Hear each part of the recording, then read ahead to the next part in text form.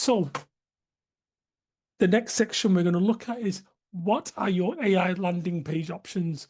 And this obviously isn't as complex as what we've just been through. Then again, it wasn't that complicated, was it? So what your AI landing page options are, and this is probably more for those businesses that have scaled quite highly and have got a lot of options, or not a lot of options, basically have a lot of traffic. So rather than simple A/B testing, landing page software can now react in real time. So almost like I think they call it dynamic pricing. You know, when they kind of see how desperate you are before they tell you how much something costs. Um, Basically, I mean, just on that dynamic pricing, the way I understand it is that they're going to work out, right, okay, you've just booked a train, you've just picked a hotel, and now you want concert tickets. It'll give you the higher price because it's worked out. You've pretty much done it.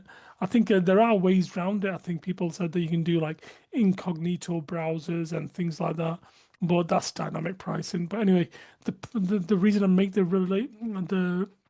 reason I make the comparison here is that what A/B testing will now do is so if I come to the website from Manchester, it might show me a certain layout, maybe a picture of a market in Manchester. If you're in London, you might see something else. You may see a market in London or Portobello Road or something like that. So it will show you something different. So as I mentioned, it will change based on the variables of the visitor.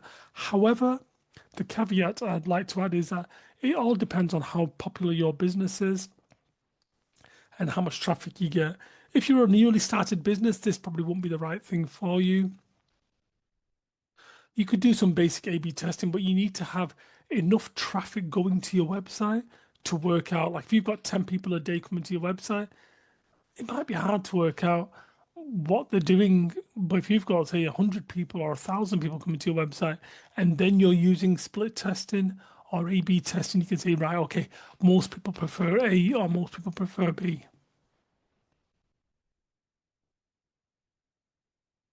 Excuse me. And the next bit, well, so the last bit I'm going to talk about is chatbots and usage. We've just talked about chatbots in terms of GoDaddy there. So that was like an example of an AI chatbot that was telling me what to do. So and that was a really good use. I mean, if they said to me, Kaz, come on the phone, and every time you need to make a choice, speak to the assistant and they'll do it for you. That would be really, really, really annoying, wouldn't it? So this way, we're talking to the chatbot. However, if I went on to GoDaddy for the first time ever and I wanted to know more about AI websites and they said speak to the chatbot, I just want to speak to a person to say, this is what I want to do. Is it going to be the right thing? So once again, the use of chatbots and the usage depends. So as it says there, are you answering questions?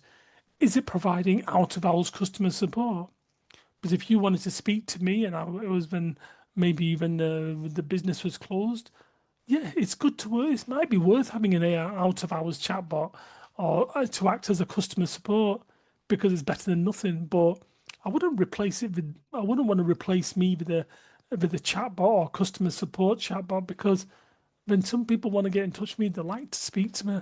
They'll say, "Oh, Kaz, we're working on this business. Can you help us out?" Or "We're working on that. Can we organize a call?" And they just like connecting or talking to me. So yeah, and it's not always a sales assistant. Sometimes it can provide value.